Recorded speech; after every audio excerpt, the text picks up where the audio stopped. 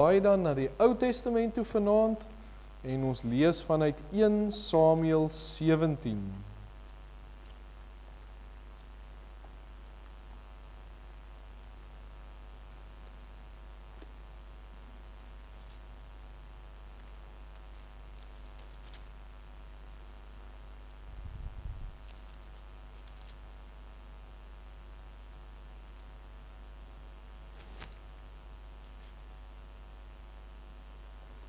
Voordat ons lees, kom ons buig die hoofde en dan bid ons net eers saam.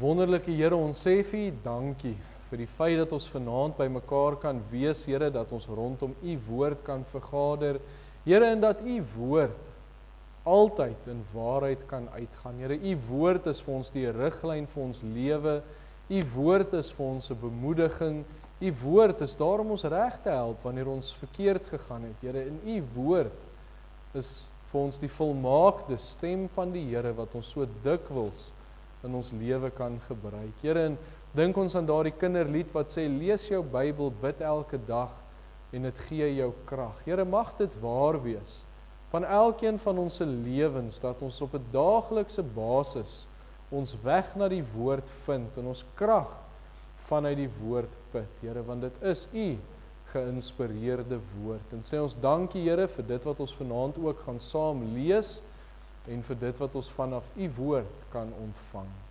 Ons dankie ook, Here, vir die gemeente wat U vir ons gegee het, Here, die kerk wat U vir ons gegee het, en dat ons hier kan 'n geestelike tuiste hê, dat ons U hier kan dien, kan deel wees, ook so van die liggaam van Christus, en dat ons kan doen wat ons hand vind om te doen. Here, maar die grootste gebed wat ons hierdie jaar het, is dat ons as gemeente ons lig na buite sal laat skyn, dat ons die sout van die aarde, die lig van die wêreld sal wees. Here, ons dink aan daai gedeelte wat sê, die lig kan nie onder 'n maatemmer geplaas word nie. Here, maar hoe dikwels gebeur dit nie in ons land nie. Mense gaan kerk toe, hulle bedien daar, en dan beweeg hulle maar net weer in die wêreld in en niemand sien dat hulle lig skyn nie, Here. En dan lyk dit vir ons of die duisternis besig is om die lig te oorwin.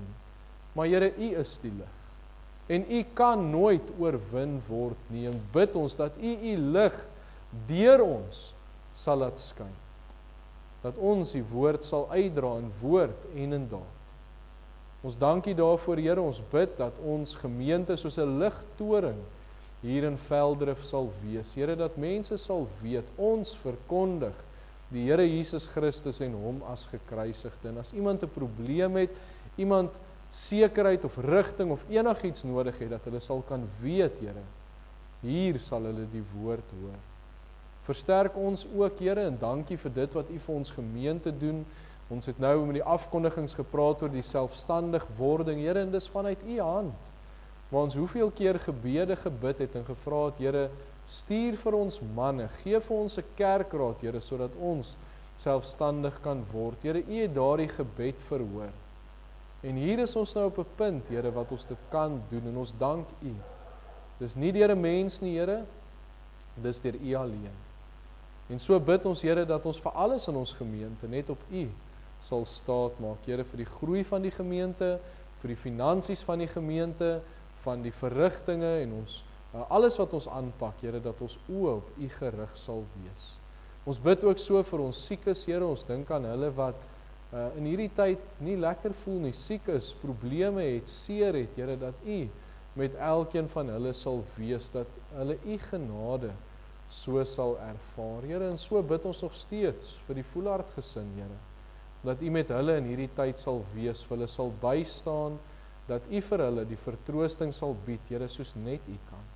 Ons weet daar's 'n rede, Here, hoekom hulle U die trooster noem, en bid ons dat U dit ook so sal doen. Dankie, Here, en ons wil dankie sê vir die evangelie, wat gister so duidelik uitgegaan het in verskillende tale, Here, dat niemand daar kan sê, maar hulle het nie geweet nie.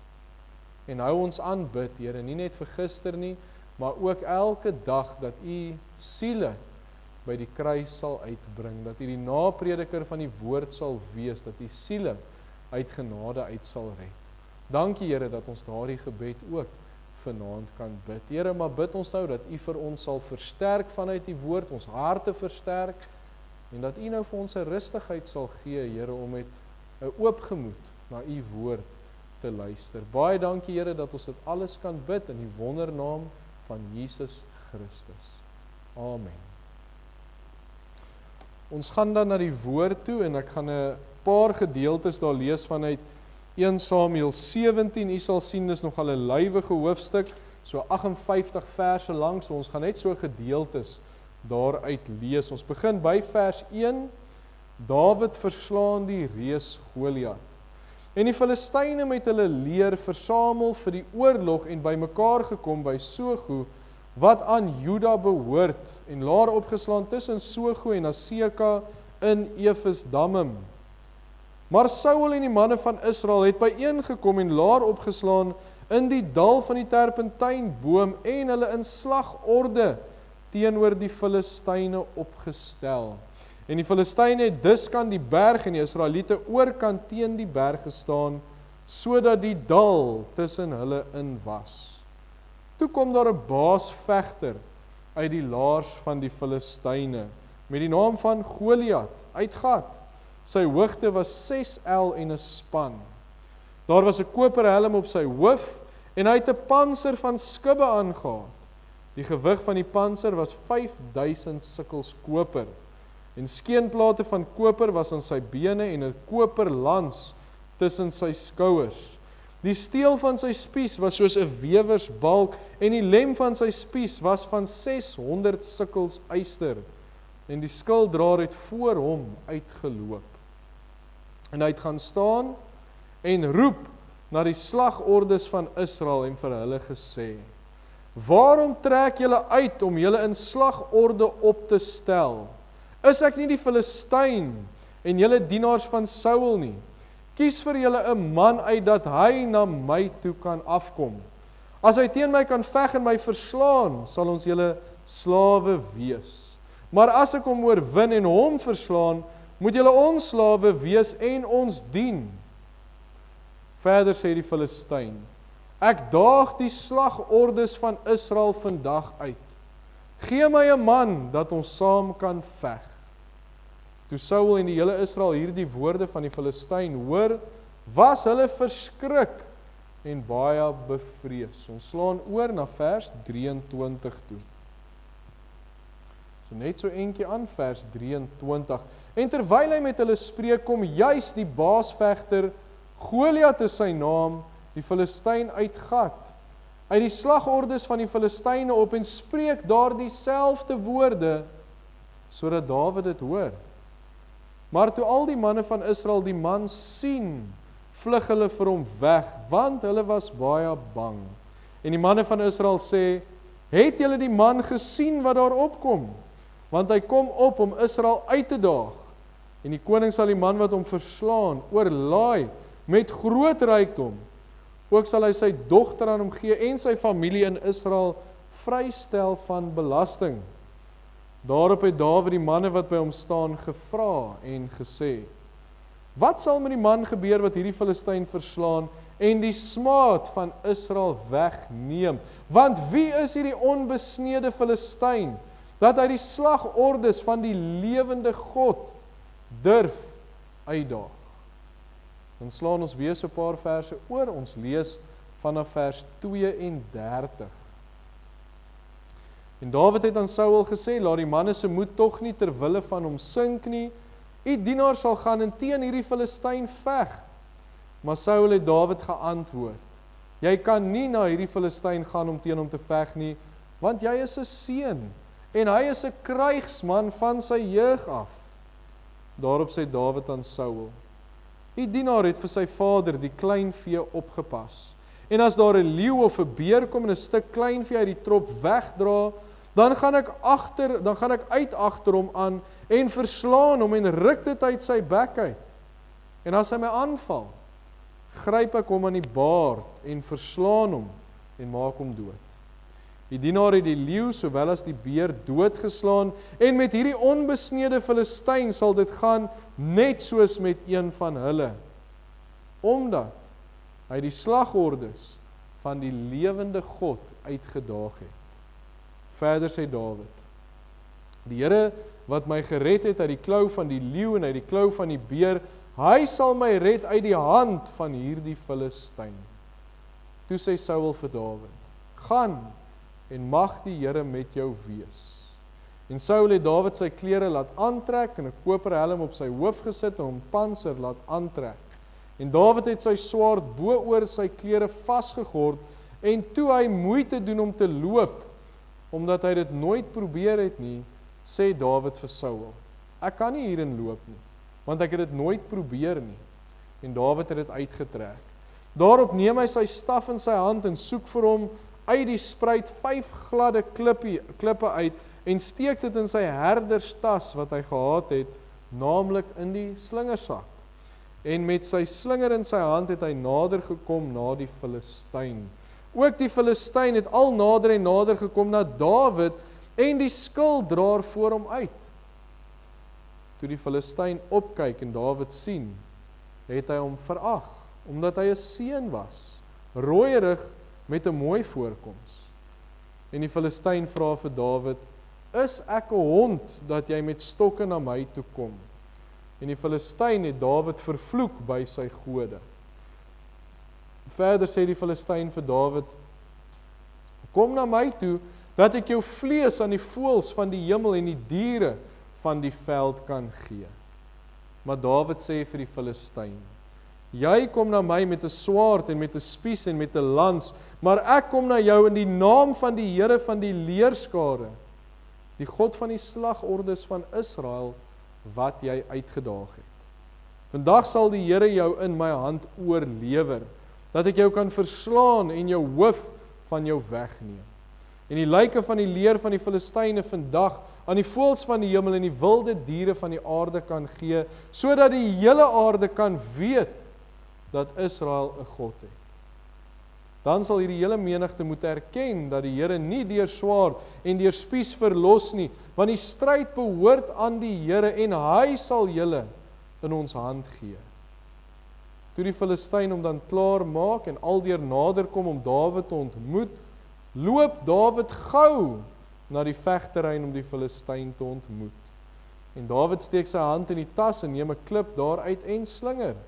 En hy tref die Filistyn in sy voorhoof, sodat die klip in sy voorhoof indring en hy op sy gesig teen die grond val. So het Dawid dan die Filistyn oorweldig met 'n slinger en 'n klip, en hy het die Filistyn verslaan en hom gedood, alhoewel daar geen swaard in Dawid se hand was nie. Daarop het Dawid gehardloop en by die Filistyn gaan staan en sy swaard geneem, dit uit sy skede getrek en hom van kant gemaak. En hy het daarmee sy hoof afgekap, en toe die Filistyne sien dat hulle held dood was, het hulle gevlug. Ons lees net tot daar vanaand van hierdie verhaal. Nou, iets wat vir my nou nogal uitstaan is nou, dink ons, hoe moes dit gelyk het daar op die vegterrein en wat gebeur het, en nou sien ek al hoe Dawid en Goliat hierdie gesprek met mekaar het, en die slagordes was seker doodstil gewees.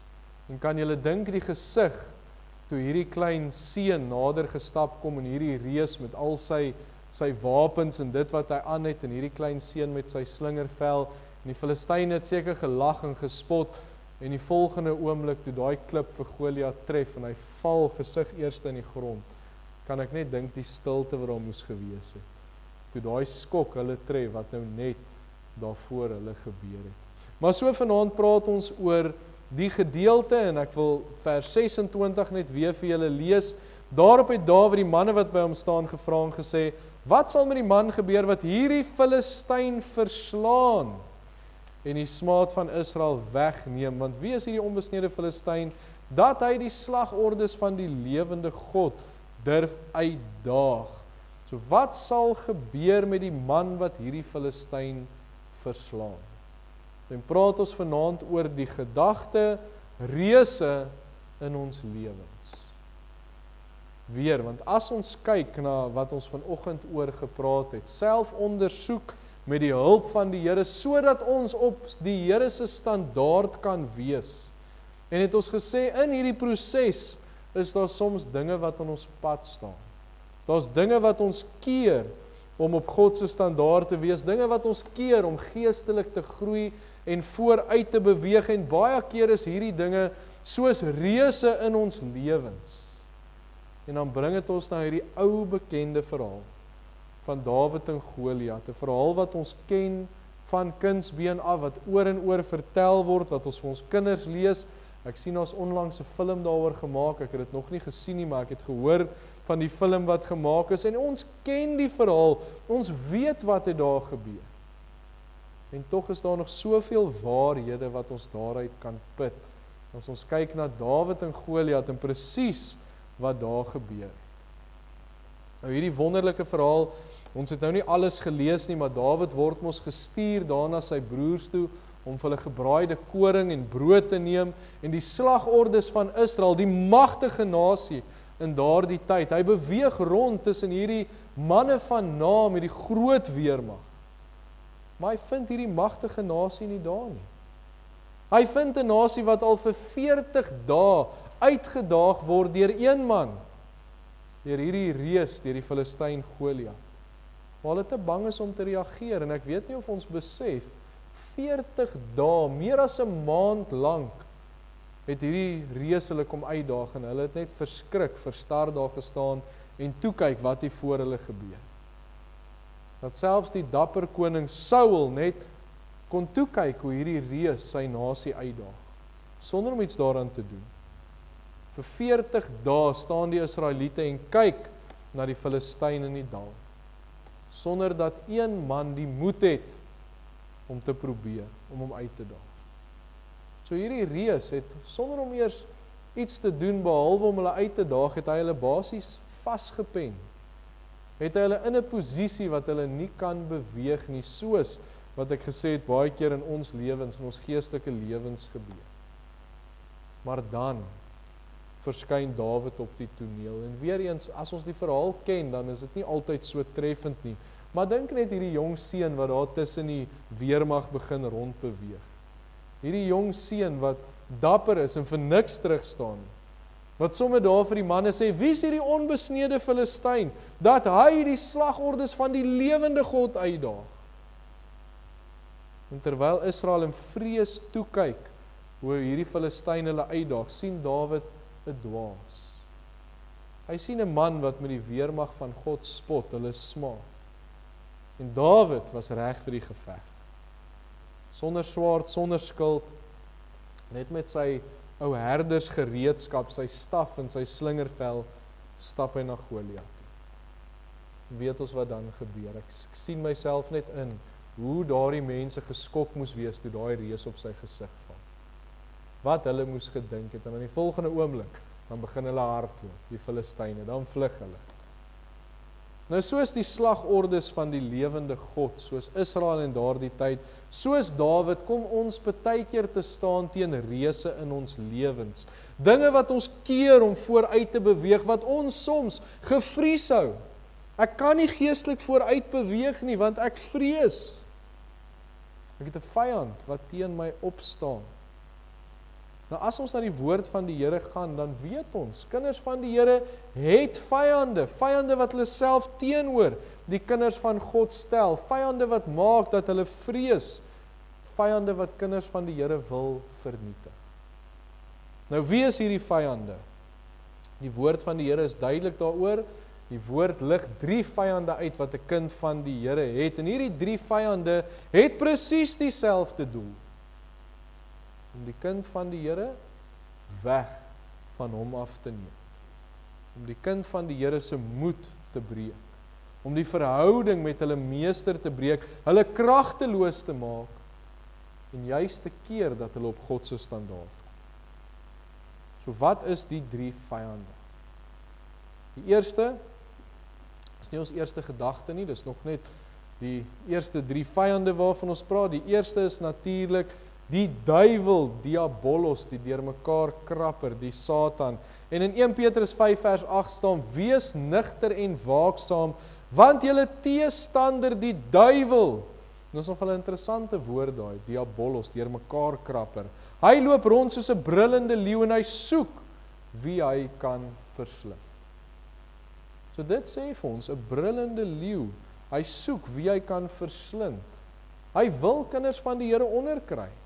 Hy wil uit sy pad uitgaan om kinders van die Here kragteloos te maak. Wat versoekings oor hulle pad bring sodat hulle val en die verhouding met die Here seermaak. Hy wil 'n skeidsmuur tussen die kind van die Here en sy God bring. En hy is 'n gedigte vyand. Ons kan dit nie ligtelik opneem nie. Ons moet weet wie hy is, ons moet weet wat hy wil doen, sodat ons dit kan teëstaan. Die tweede vyand wat die woord van die Here van praat, is die vlees.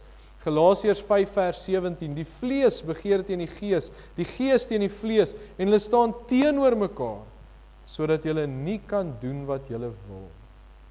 As ons as kinders van die Here heilige lewens wil leef, op God se standaard wees, dan staan die vlees baie keer in ons pad. Ons eie vlees wat neig tot sonde. Ons vlees wat neig tot kwaad. Ons vlees wat neig tot gemak en nie wil doen wat God verwag. Ons vlees wat neig tot sonde. Ek weet die ou predikant het dit baie keer die eie ek genoem, waar dit meer oor my gaan as oor God se saak. En is geen wonder dat die woord vir ons sê, ons moet ons kruis opneem en ons moet in onsself sterf. Die derde vyand is die wêreld. Ons lees Markus 4 vers 19, en die sorge van hierdie wêreld en die verleiding van die rykdom, die begeerlikheid in verband met ander dinge, kom in en verstik die woord en dit word onvrugbaar. So dis natuurlik met die gedeelte van die saaier. En dan sê hy die woord word verstik deur die wêreld. Nou wat is die wêreld? Die wêreld is die menslike instansie waarin ons leef, waar die wêreld sê dit is menswees, dit is hoe dit moet lyk, dit is julle regte, dis julle voorregte, en dit is alles waarin ons leef. Nou kom die woord en hy kom haal sekere goed uit hierdie menswees uit, en hy praat van die rykdom, die plesier en die sorge. Dis wat die wêreld bied. Plesier wat wegneem van God af, rykdom waar mense rykdom najaag, waar mense so gefokus is daarop dat hulle wegbeweeg van die Here af. En ek wil so half by sê, mens hoef nie rykdom te hê dat dit jou wegvat van die Here af nie. Jy moet net daarop gefokus wees en dit vat jou weg. En uiteindelik die sorge van die lewe, waar stres, moedeloosheid, depressie, al hierdie goed my krag kan steel. So hierdie drie vyande, die duiwel, ons eie vlees en die wêreld, kan soos reuse voor ons staan. Dit kan goed oor ons pad bring, goed oor ons lewens bring, wat keer dat ons nie geestelik vooruit kan beweeg. Nou iets wat ons miskien nie weet nie, is hoe kan ons optree? Wat kan ons doen? Ons tree baie keer in verskillende maniere op. En Israel, as ons kyk wat het hulle gedoen, hulle was magteloos, hulle staan en kyk toe. Hoe hierdie Filistyn hulle uitdaag, hulle is kragteloos gewees, hulle weet nie wat om te doen. En dit gebeur soms met ons. Ons is so bang ons val, dat ons liewer net op die wal sit en toekyk. Maar Dawid, wat doen Dawid? Hy tree op, in hierdie dapperheid, en die woord van die Here weet ons is vol rykdom en is mooi en dis so beskrywend. Ons het gelees, Dawid het gou na die slagveld toe gestap. Hy het nie teruggestaan of rustig gewees of teruggedeins nie, hy het gou na die slagveld toe gestap. Hy was reg gewees. En hy vat die reus aan, en hy oorwin. So dis waarna ons vanaand kyk, sodat ons, die vyande in ons lewens, die reuse waarteen ons baie keer te staan kom, dat het ons nie oorweldig nie, dat ons nie terugdeins nie, maar dat ons in die krag van die Here sal oorwin. Dink aan Dawid se woorde, kom na jou toe in die krag van die Here. So kom ons kyk kortliks na die reuse in ons lewens. Ons eerste gedagte vanaand is dan, Goliat was 'n reus in Dawid se lewe. 1 Samuel 17 vers 4, toe kom daar 'n baasvegter uit die laars van die Filistyne met die naam van Goliat, uit Gat, sy hoogte was 6 el en 'n span. Daar was 'n rede hoekom niemand vir Goliat wou aanvat nie, en daar's 'n paar woorde wat hier uitstaan, soos baasvegter. Hy het geweet van beklei. Ons lees hier, sy hoogte was 6 L en 'n span. Nou in ons terme is dit so min of meer 3 meter lank. Nou dis groot, as 'n mens dink ek dink ek's 1,85, so dis nog 'n goeie 1,2 meter langer as wat ek is, wat Goliat was. En dan het hy van sy jeug af het hy beklei, so hy moes nogal 'n stewige man gewees het, met daai hoogte ook. Nou lees ons, die steel van sy spies was soos 'n wewersbalk. Hy was sterk, hierdie man gewees, hierdie baasvegter. In menslike terme, onoorwinbaar. Die Israeliete sit daar, hulle kyk toe, daar's nie een man wat bereid is om hierdie 3 meter lange sterk reus met sy groot spies aan te vat nie. Hulle is bang vir hom. En ons kan hulle amper nie kwaadlik neem nie. Dan lees ons 1 Samuel 17 vers 24, maar toe al die manne van Israel die man sien, vlug hulle vir hom weg, hulle was bang. So daai vrees het gemaak dat hulle klaar verloor. Hulle was in 'n posisie van neerlaag. Selfs Saul, as ons dink daar die eerste keer wat mens van Saul lees, 'n koplengte langer as al sy landsgenote. Selfs hy het nie kans gesien vir Goliat nie. Want die reus is intimiderend, hy's groot. En nou kom dit by die vyande in ons lewens. Ons dink aan alles wat hulle bring, versoeking, sonde, gemak, stres, moedeloosheid, vrees, wat ook al dit kan wees. Hierdie goed kan groot reuse in ons lewens wees. Die vyand kan intimiderend wees met hierdie goed in ons lewens. Versoekings kan vir my baie keer onoorwinlik wees. As die duiwel versoek, hoe sal ek staande bly? Die vlees, hoe oorwin ek as my vlees die heeltyd smag na iets? Of my vlees maak dit ek kwaad word voordat ek wil, of my vlees, hoe sê ek nee? Hoe kom ek uit my gemaksone uit as die vlees sê, maar bly, wees rustig. Maar die Here sê vir my, gaan preek, gaan praat, gaan dra die woord uit, gaan leef. Al hierdie goed kan reuse in ons lewens wees. Wat van die wêreld? As ek hoor van die sorge, die regering, die moord, die misdaad, die ekonomie, hoe die mense vlug uit ons land uit, al hierdie dinge, dit kan 'n mens moedeloos maak, dit kan 'n mens laat dink, maar wat se toekoms is daar vir ons, wat se toekoms is daar vir ons kinders? Hierdie dinge kan mens moedeloos maak, dis reuse in ons lewens, wat onoorwinlik lyk, dan maak dit dat ons soos Israel eintlik maar wil weghardloop, omdraai en weg van die geveg af beweeg. Maar as ons nie veg nie, verloor ons. Ons is vasgepen. Ons leef in vrees. Ons het klaar verloor as ons weghardloop. Ons kan nie vir God lewe nie, want ons is bang vir die vyand. Wat doen 'n mens in so 'n posisie? En dis waar Dawid inkom.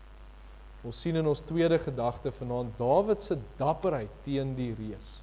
1 Samuel 17 vers 36, hy sê, die dienaar het die leeu sowel as die beer doodgeslaan, en met hierdie onbesnede Filistyn sal dit gaan net soos met een van hulle, omdat hy die slagordes van die lewende God uitgedaag het. So dis nou die lig aan die einde van die tonnel. Die Israeliete is bang, hulle vlug vir die reus, die slagordes skryp weg, en hier kom hierdie jong seun. Hy bring vir sy broers kos, hy's bietjie nuuskierig, wil bietjie hoor wat aangaan. En terwyl hy daar staan, kom hierdie reus en hy daag die slagordes van Israel uit. En dis vir Dawid een te veel.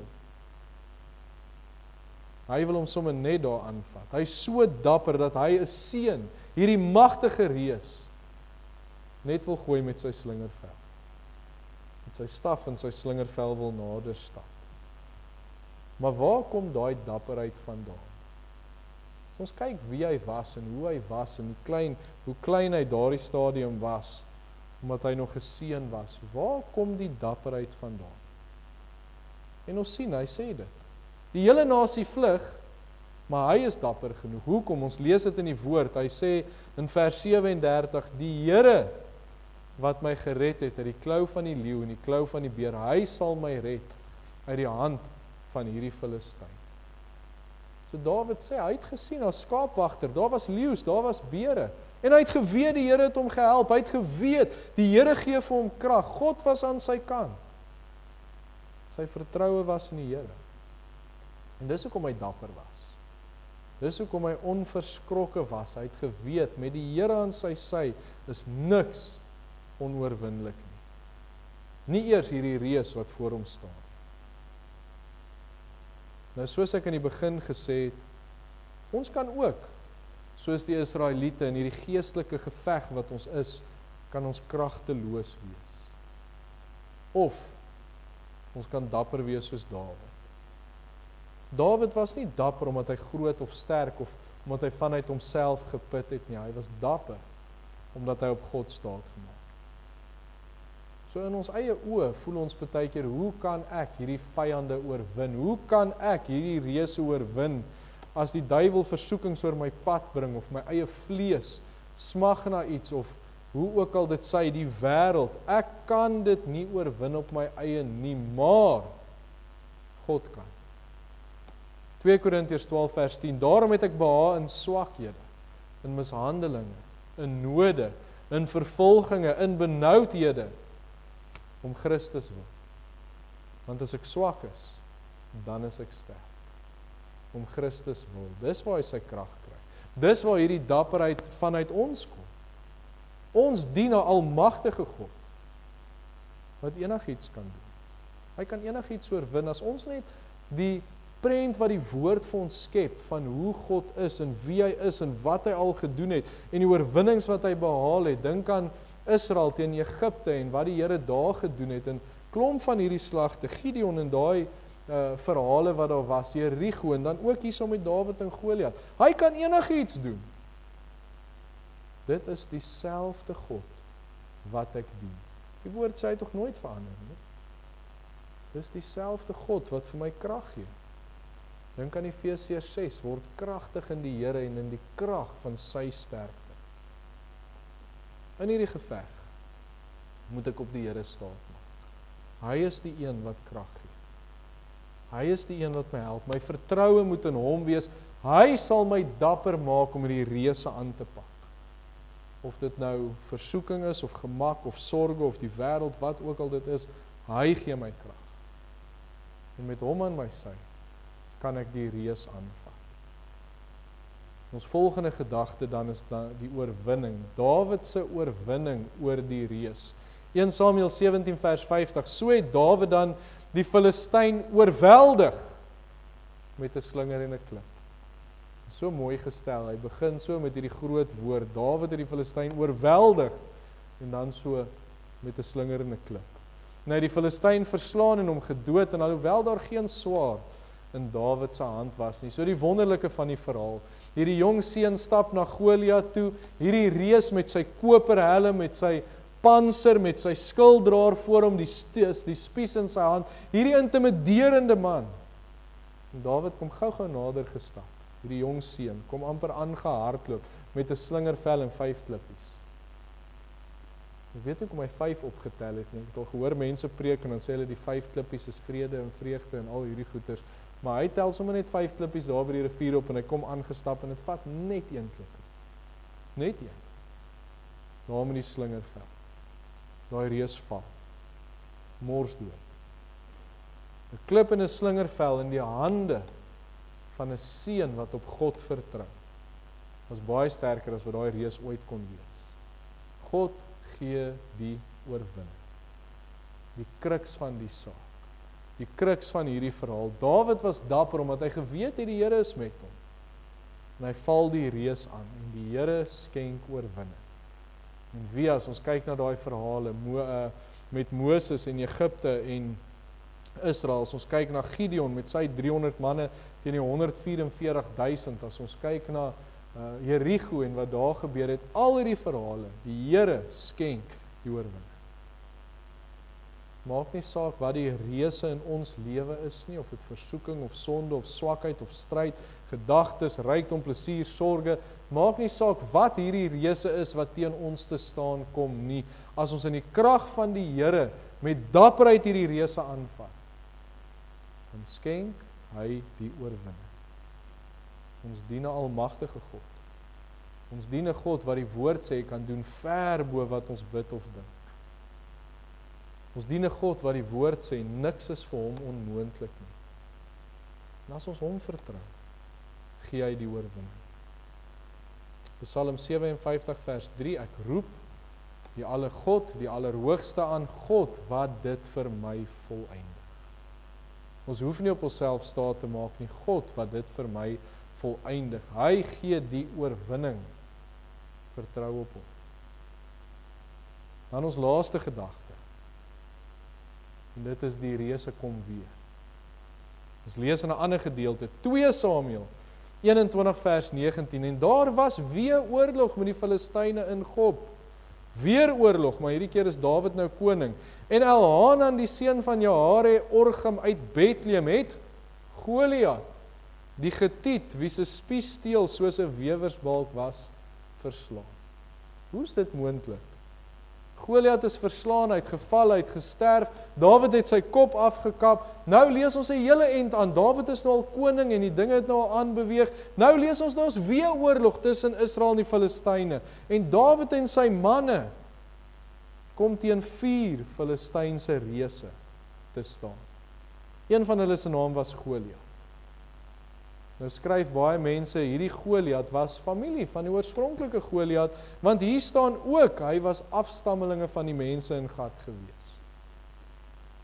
So Dawid het vir Goliat oorwin, en hier kom hy weer te staan teen 'n reus, hy kom weer te staan teen 'n man met die naam van Goliat.